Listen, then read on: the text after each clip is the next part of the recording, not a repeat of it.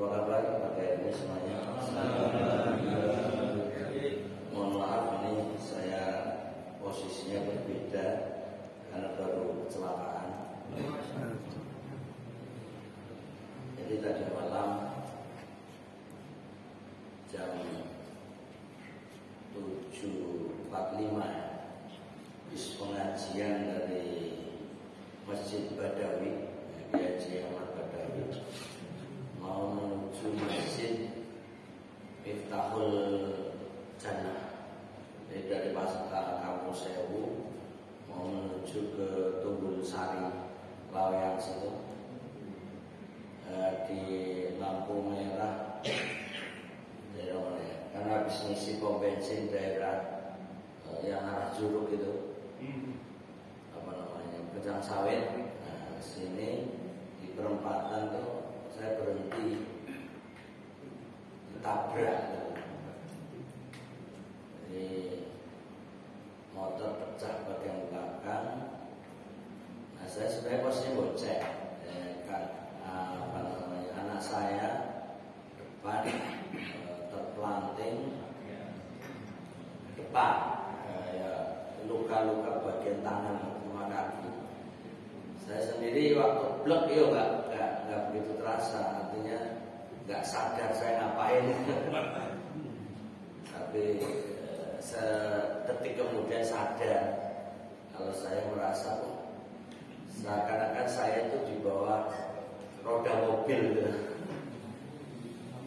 Perasaannya gitu.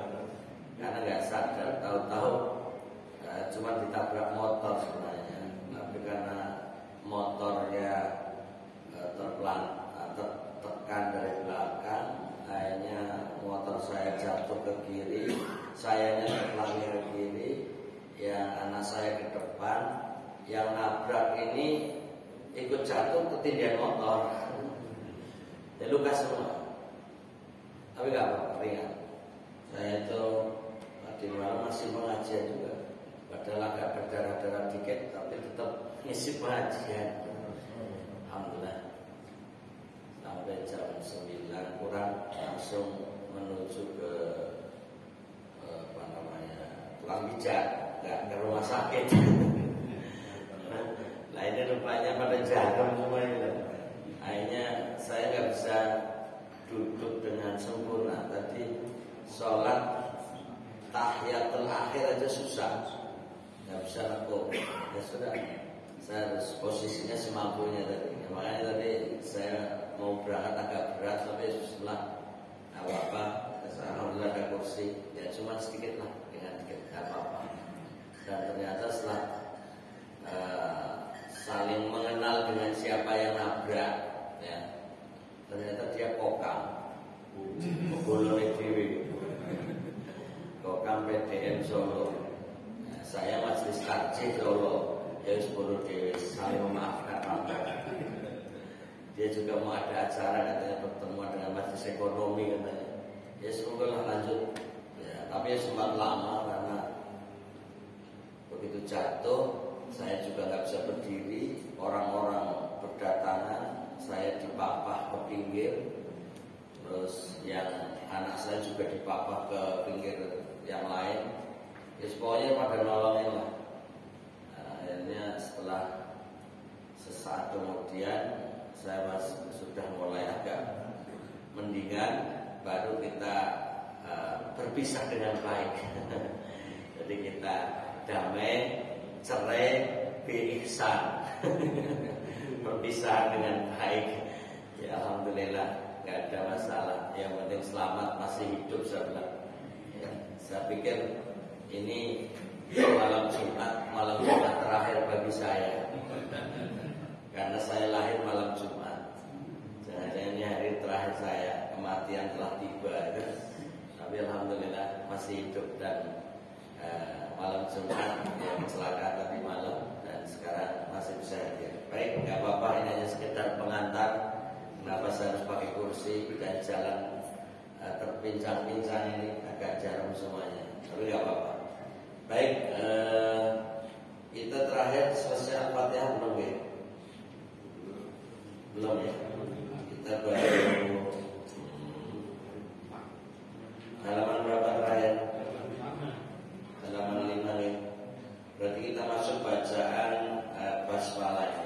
Baik.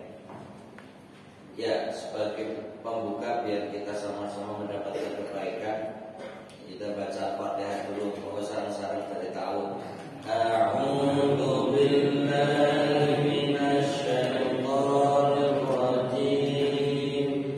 Bismillahirrahmanirrahim. Alhamdulillahi rabbil alamin. Ar-Rahmanir Rahim. Maliki yaumiddin. Iyyaka na'budu wa iyyaka nasta'in. Ihdinas siratal mustaqim. Siratal ladzina an'amta 'alaihim ghairil maghdubi 'alaihim waladdallin. Amin. Baik, ini sebenarnya masih pengantar juga berkaitan dengan keterangan basmalah. Jadi di sini Bismillahirrahmanirrahim dengan menyebut nama Allah yang Maha Pemurah lagi Maha Penyayang. Pendapat para sahabat dan tabi'in tentang ayat basmalah. Sebagian sahabat seperti Abu Hurairah, Ali, Ibnu Abbas, dan Ibnu Umar.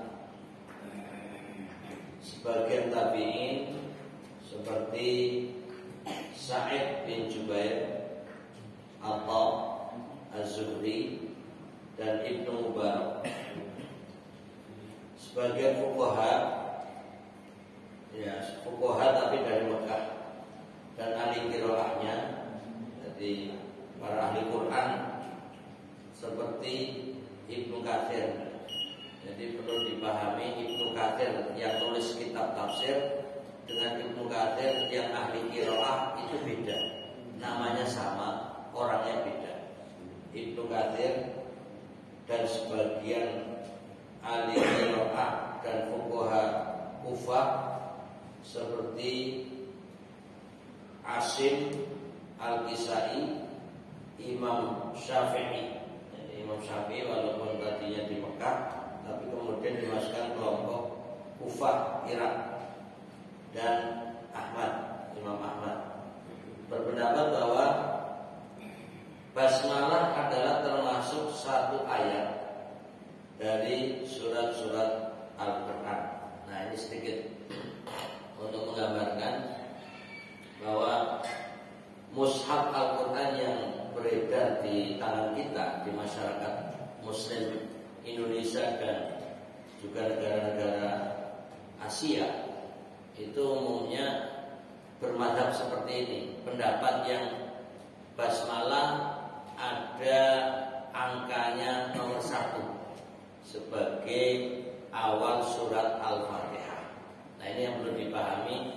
Ini satu pendapat termasuk di dalamnya Imam Syafi'i, sehingga punya pengaruh besar terhadap masyarakat Indonesia khususnya dan masyarakat Asia pada umumnya.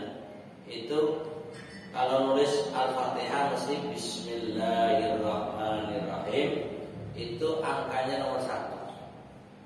Nah, nanti sekedar gambaran sebelum kita baca, ada Al-Quran yang biasanya dicetak di daerah Afrika, baik Afrika secara umum dan khususnya Afrika Utara.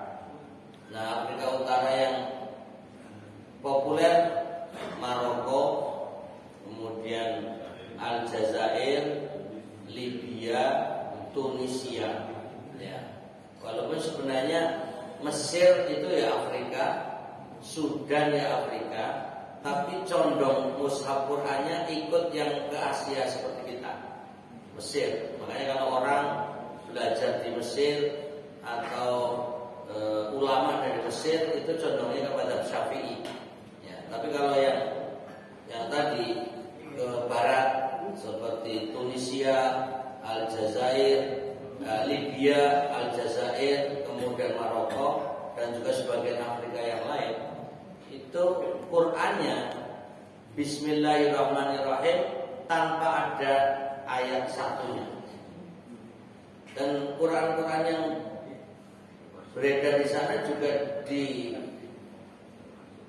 di Arab Saudi juga oleh penerbit Al-Quran, yaitu Malik Fahad. Ya, jadi ada percetakan namanya Malik Fahad. Itu khusus untuk daerah Afrika, Bismillahnya tanpa nomor 1. Jadi menyesuaikan. Dan ada juga perbedaan dalam penulisan-penulisan sebagian huruf. Nah, itu nanti masuk kepada bab Ar-Rasmul Utsmani, ya, atau penulisan Al-Quran, ya, versi Utsmani atau yang lain. Itu nanti berbagai riwayat penulisan juga ada perbedaan, bentuk-bentuk huruf juga ada perbedaan.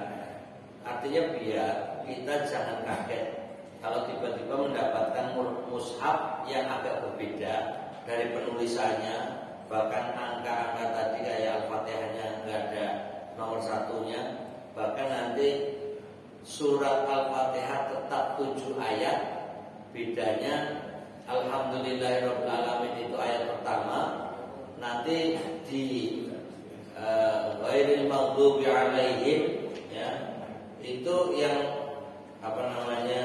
dibagi 2 itu.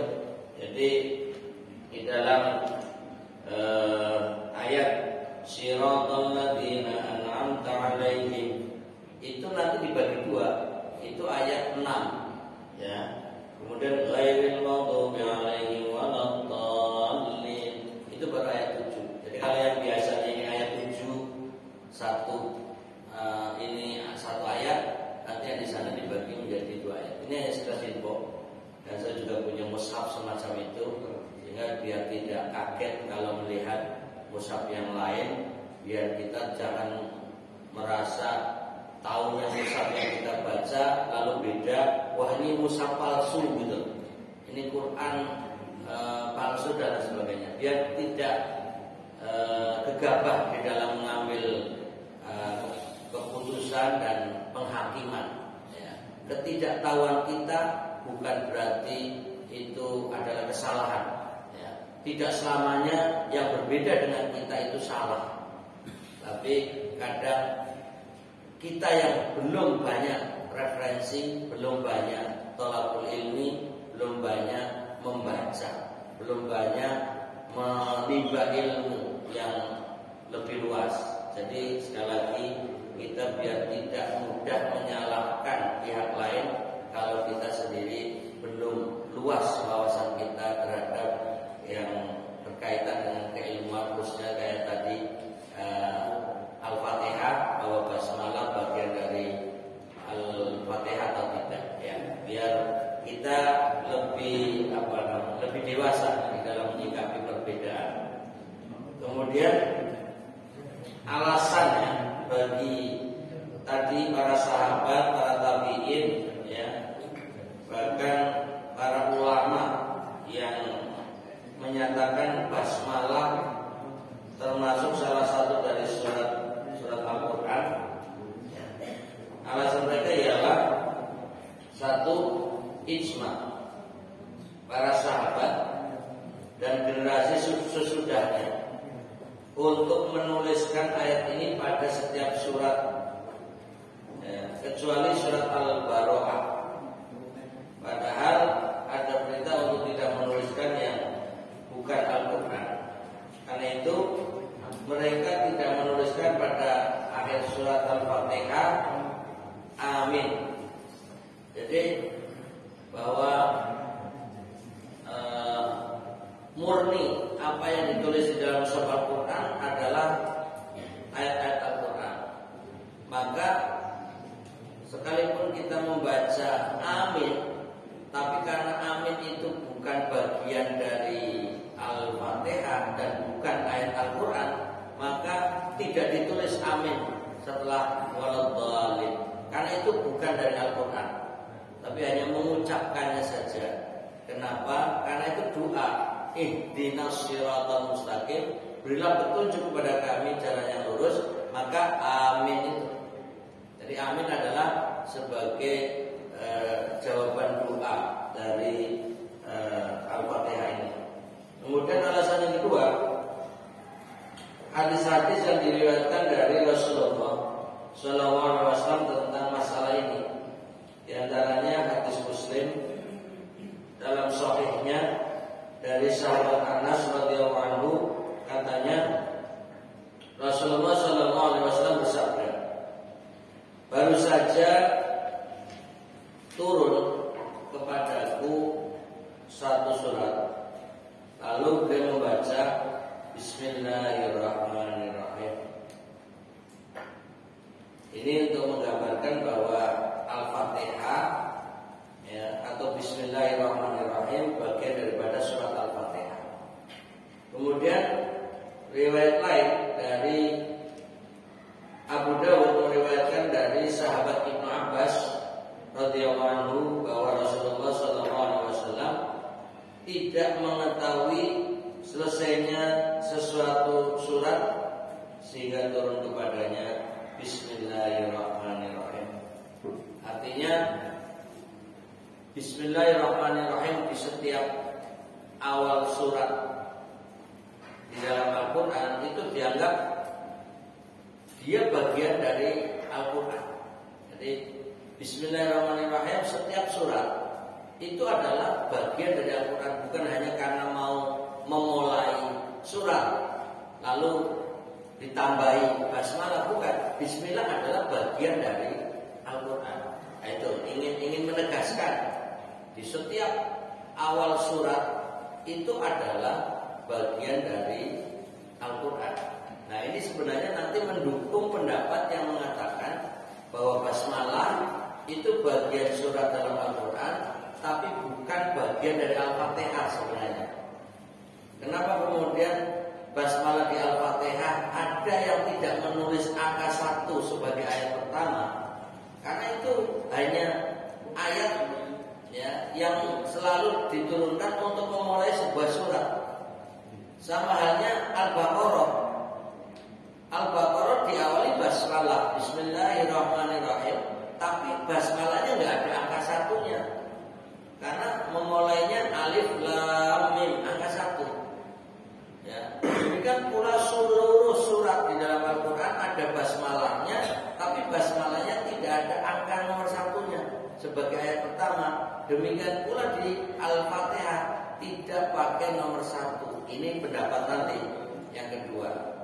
Tapi ini satu dalil, tapi digunakan oleh dua kelompok.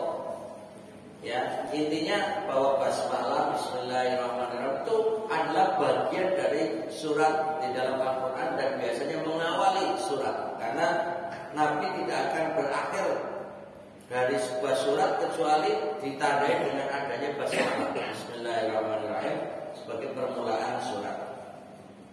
Ini termasuk bagian namanya ulumul Quran sebenarnya. Ini wawasan tentang ilmu Quran. Jadi belum masuk pada tafsir. Baru muqaddimah terus kita ini pelajarannya. Tapi nggak apa-apa, biar kita tambah maklumat dan pengetahuan. Kemudian selanjutnya gimana tadi? Daruqutni meriwayatkan dari Abu Hurairah bahwa Rasulullah SAW bersabda, jika kamu sekalian membaca Alhamdulillah, yakni surat Al-Fatihah, maka bacalah Bismillahirrahmanirrahim. Karena Al-Fatihah adalah induk Al-Quran dan 7 ayat yang berulang-ulang dibaca. Dan Bismillahirrahmanirrahim termasuk salah satu ayatnya. Nah, ini penegasan bahwa Bismillah adalah bagian dari surat Al-Fatihah. Jadi angka basmalah nomor 1 di dalam Al-Fatihah.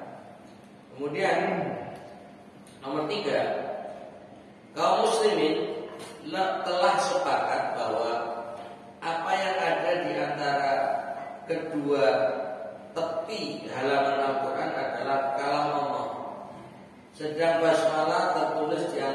dua tepi halaman Al-Quran, jadi wajib dihitung sebagai bagian daripadanya. Nah, ini artinya dalil logika, ya, bukan dalil riwayat.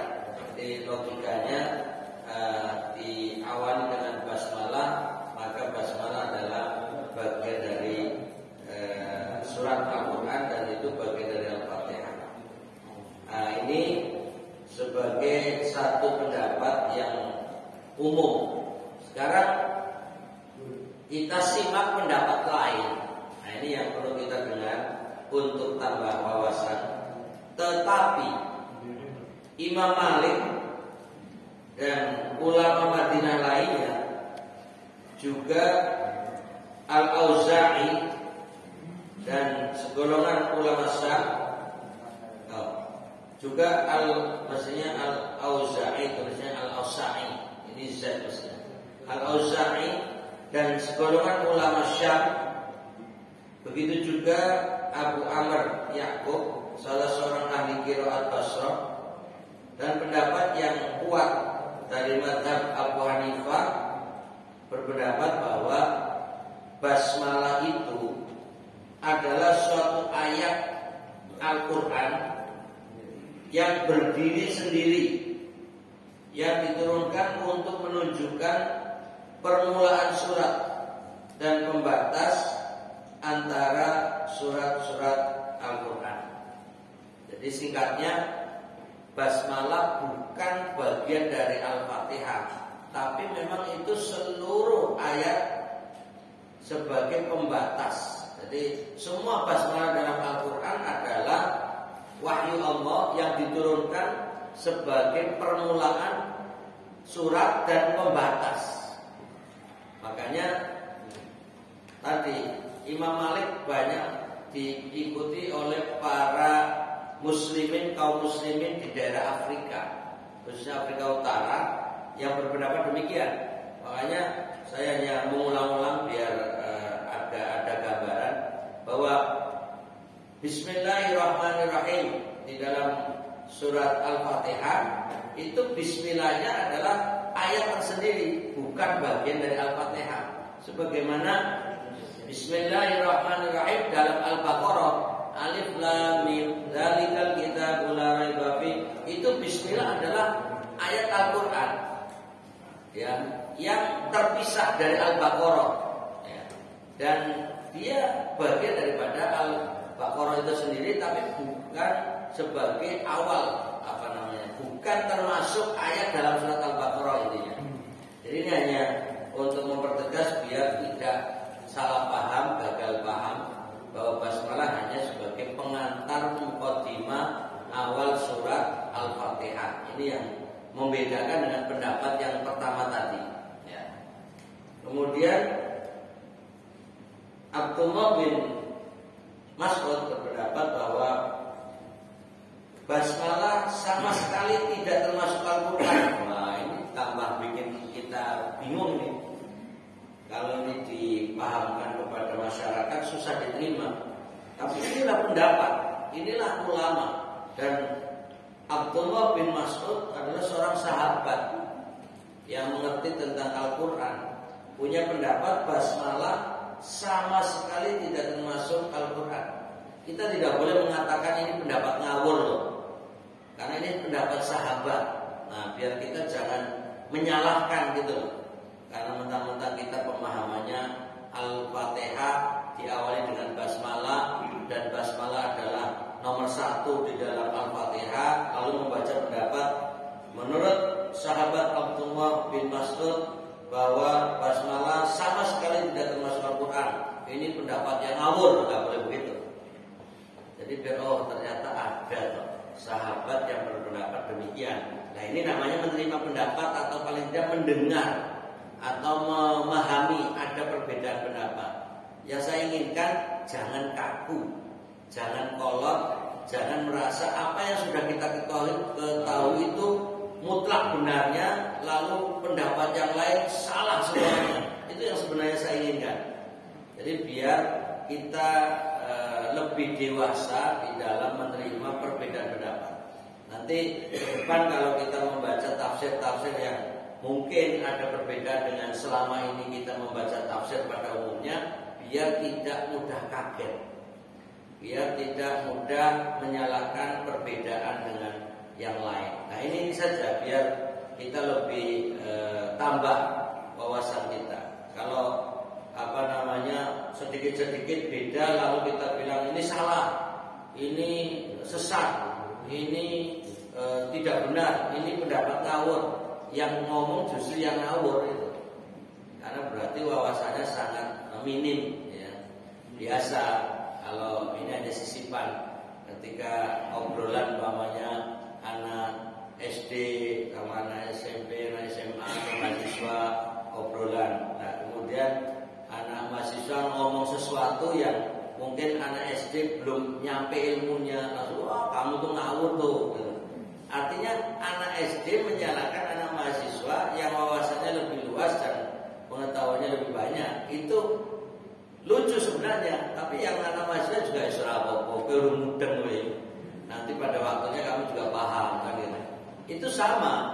Jadi ketika kita sudah punya banyak wawasan tentang ilmu Quran atau tentang tafsir, lalu kita menyampaikan sesuatu yang bagi pendengar itu baru atau bahkan dianggap beda, bahkan lebih dari itu dianggap salah, lalu bilang wah ngawur itu, pendapat seperti itu nggak umum, nggak benar. Sudahlah, Anda memang belum waktunya menyalahkan sebenarnya. Nanti pada waktunya Anda tahu kan. Nah ini sama seperti itu. Jadi semakin luas wawasannya akan semakin banyak mungkin perbedaan dengan yang orang-orang yang mungkin wawasannya terbatas. Tapi juga kita yang semakin bertambah wawasan ini jangan mudah tersinggung kalau orang-orang yang wawasannya baru pemula lalu menyalahkan kita maklumi saja, ya sudah, mudah-mudahan ilmu Anda bertambah, gitu aja. Jadi seperti tadi saya ilustrasikan anak SD menyalahkan mahasiswa, ya kan? Berarti anak SD yang wawasannya masih terbatas menyalahkan mahasiswa yang wawasannya lebih luas. Sama orang awam yang menyalahkan ulama yang wawasannya lebih luas itu dianggap biasa. Artinya kita doakan mudah-mudahan yang wawasannya masih sedikit bertambah ilmunya. Nah itu saja. Walaupun kita tahu ini orang menyalahkan yang lebih tahu, itu kita jangan emosi, jangan menyalahkan juga, kita maklumi sebuah proses menuju wawasan yang lebih luas. Nah ini saling mendukung biar juga kita terus bertambah ilmu kita. Kemudian selanjutnya demikian pula lah pendapat sebagian ulama Hanafiyah. Ya, ini yang mengatakan bahwa basmalah sama sekali tidak termasuk Al-Quran.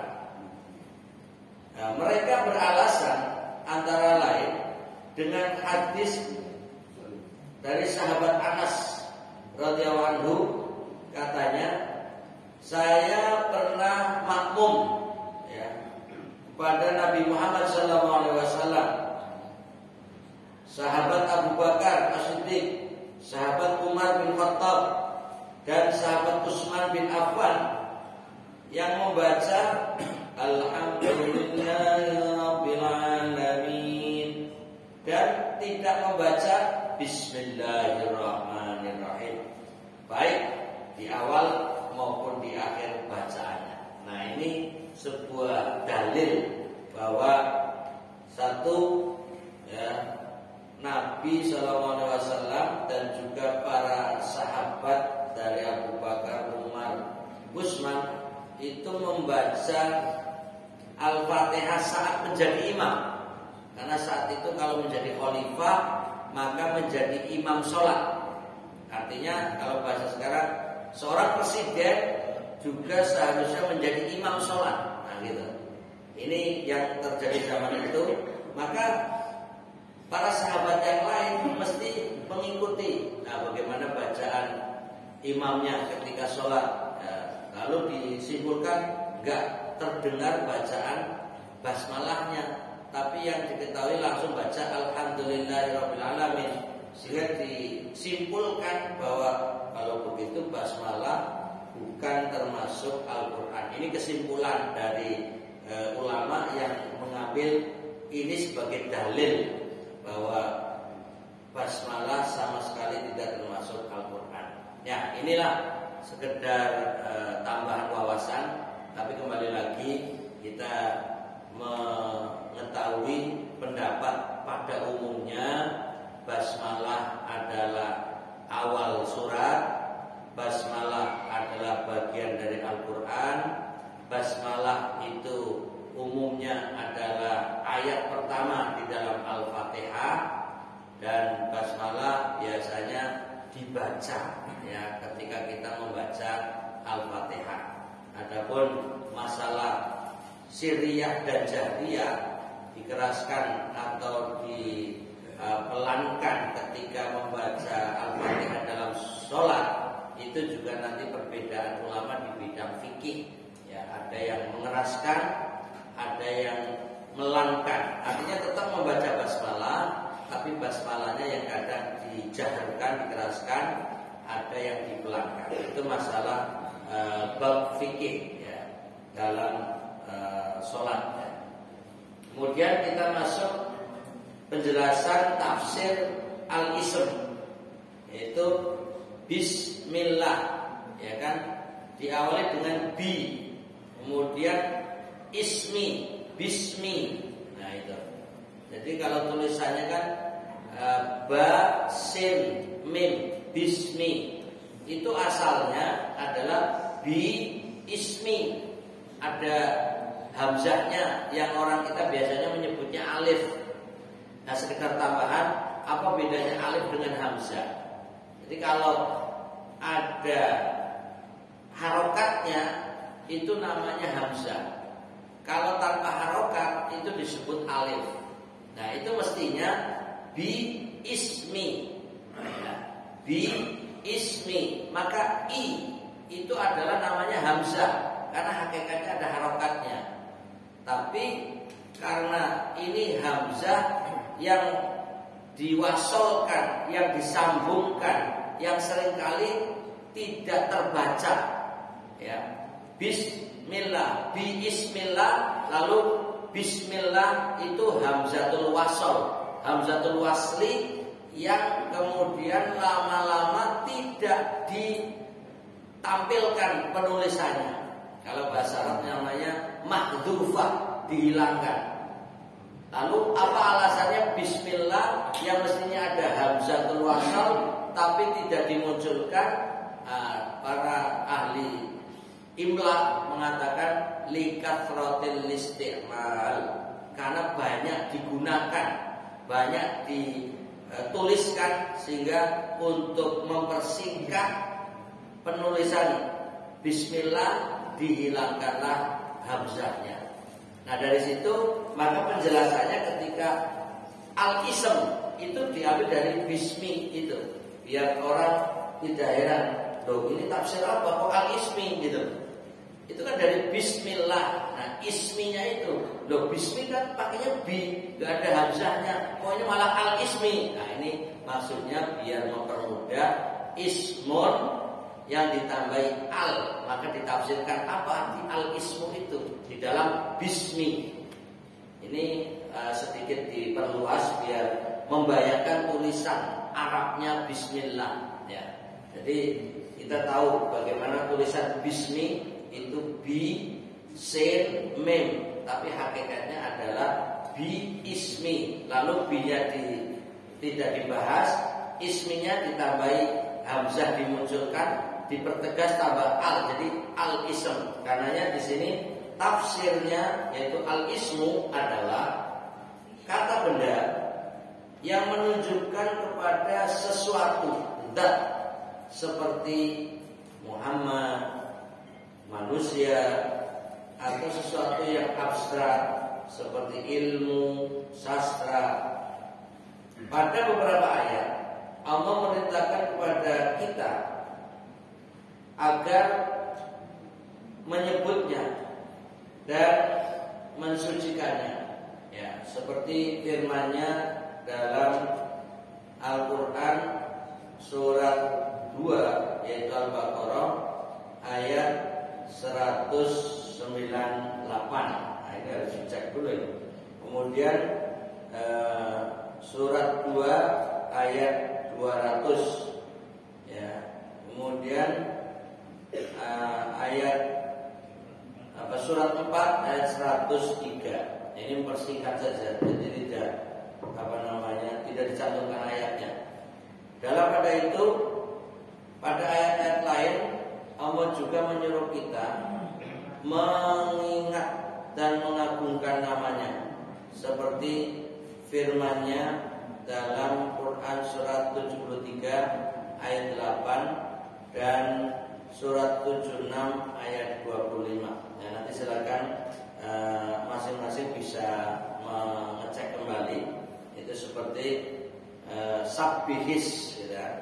Jadi untuk mengingat, untuk mengagungkan sabbihis rabbikal a'la atau Iqra bismi rabbikal a'la. Nah, ini jadi intinya ada isem-isem yang seringkali dituliskan atau disebutkan di dalam Al-Quran. Dengan ini jelaslah bahwa mengingat yang mempunyai nama, yaitu zat Allah, adalah dituntut oleh agama, yaitu mengingatnya ya, dengan hati, mengucapkannya dengan lisan, agar orang selalu ingat akan kebesaran dan keagungannya beserta segala nikmat yang